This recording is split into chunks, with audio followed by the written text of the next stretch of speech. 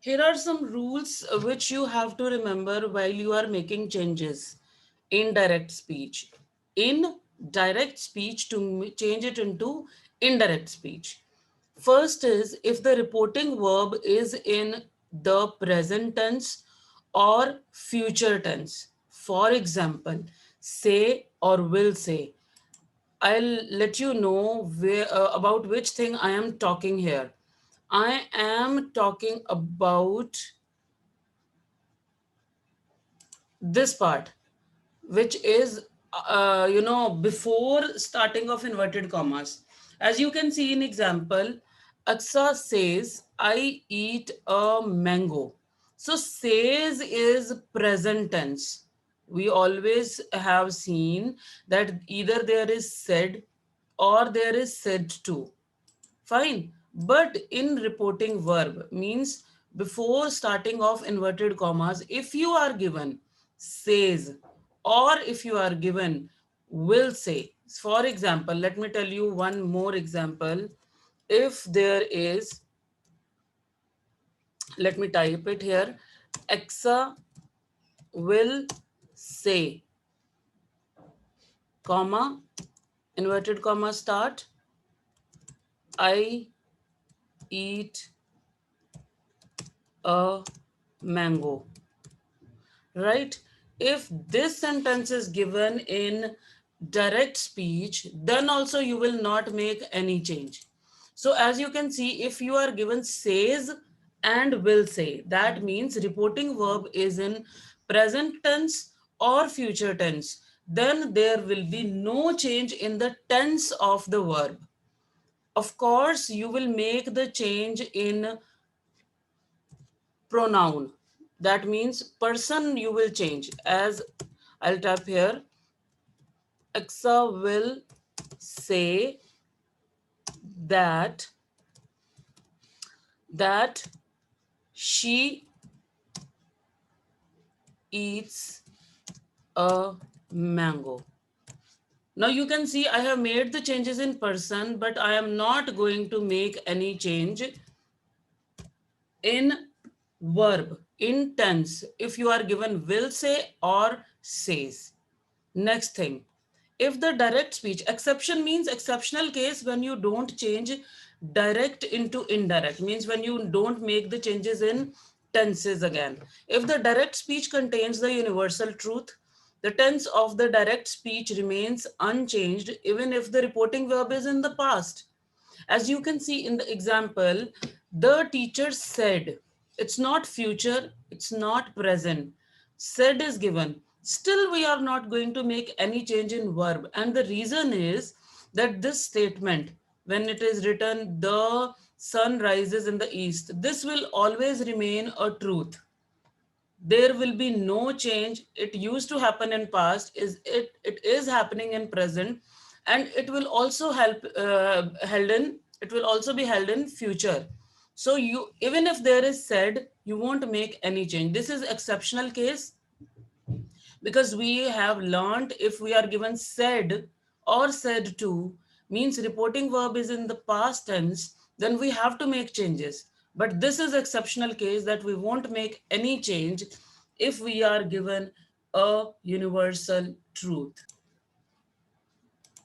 Now next is about imperative sentences. Imperative sentences are those where you order or request. In reporting commands and requests, the indirect speech is introduced by some verb expressing command or request. The imperative mood is changed into infinitive. Now, this point is very important when I say, like, imperative mood is changed into infinitive. Now, what is that? Let's learn about it. We discussed in yesterday's class that imperative sentence means order or command.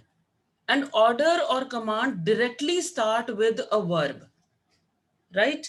Directly starts with a verb. So what you are going to do, imperative mood you will change and you will make it infinitive. That means you are going to use to. In spite of using that, when you are changing it into indirect speech, you will make a change by putting TO2. As you can see in example, don't talk in the class. Of course, this is negative. Negative sentences will carry not to. Positive sentences will have to only. So don't is negative. Don't talk in the class, said the teacher to the boys. The teacher advised or ordered can also be there. The teacher advised the boys. Now, as this is negative, don't means negative. So we are going to use not to. The teacher advised the boys not to talk in the class.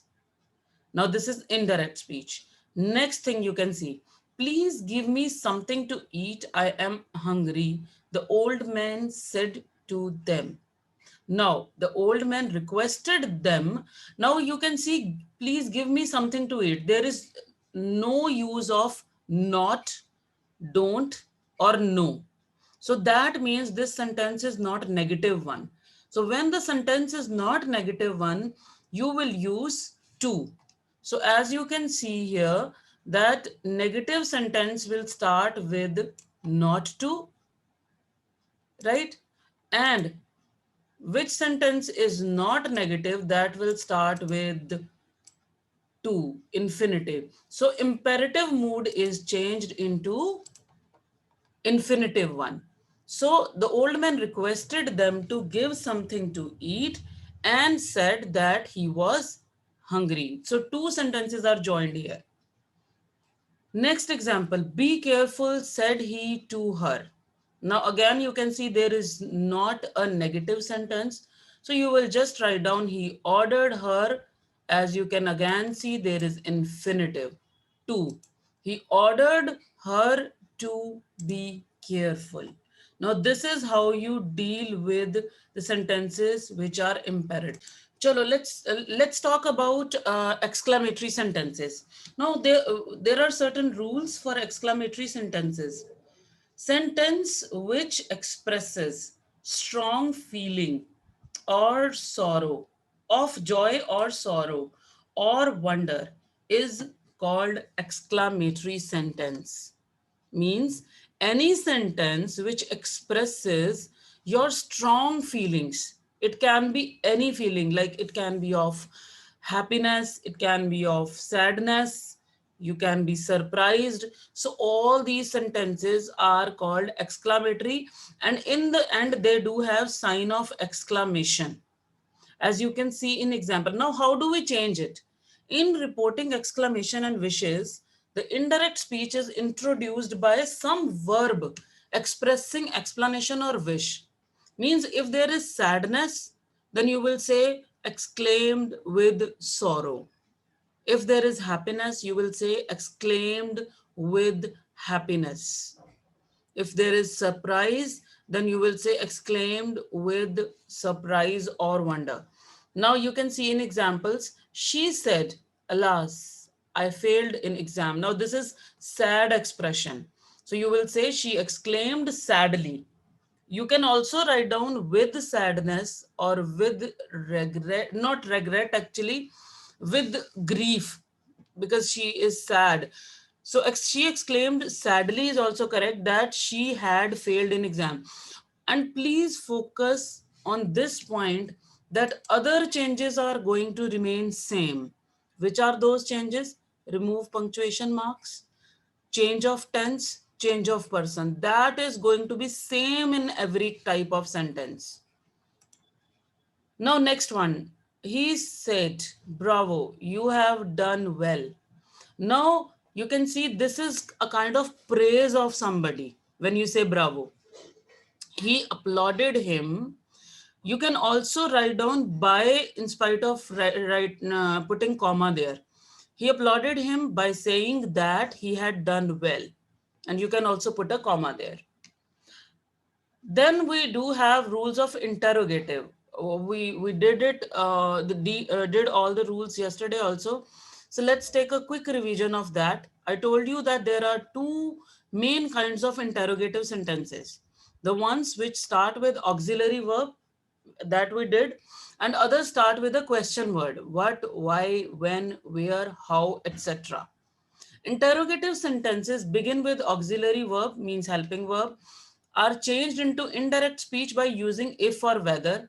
And other identification I told you, that if the question can be answered by just saying yes or no, then you have to put if or whether.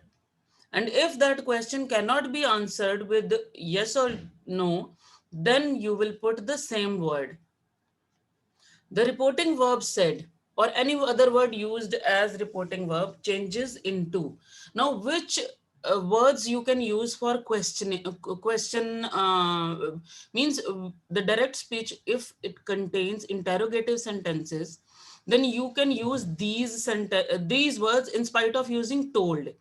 Remember, interrogative sentences will not have told. That is done in statements. So now you will write down either asked, queried, questioned, demanded of, inquired of in the indirect speech. Note that of is used after inquired of, right? Demanded of. You will use it like this. Only one reporting verb has an object. That I will tell you in examples when we will do it. Note that indirect narration is always in assertive form. This point I made you clear earlier also. See, when you are changing the sentence in indirect form, then there will always be a full stop. So it will become an assertive form. In other words, the interrogative sentences in the direct speech will change into assertive sentence. That means statements only. So this is how we will deal with questions or interrogative sentences which are given in direct